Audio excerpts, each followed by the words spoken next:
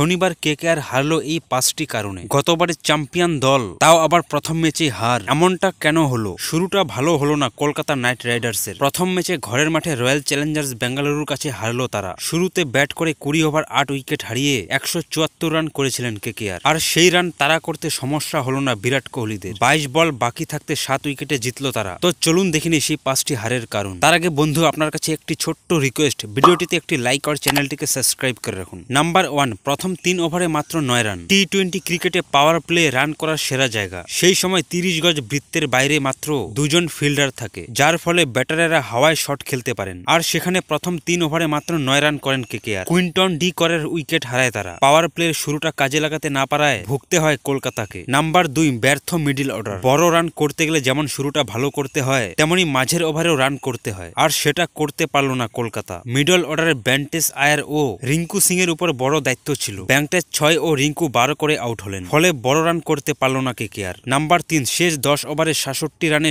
7 wicket হারানো। প্রথম 10 ওভারে 107 রান করেছিলেন কেকেআর। দেখে মনে হচ্ছিল যেন 200-এরও বেশি রান হবে, কিন্তু না, শেষ 10 ওভারে মাত্র 66 রান করলেন, আর উইকেট পড়লো 7 উইকেট, আর 174 রানে শেষ হয়ে গেল ইনিংস।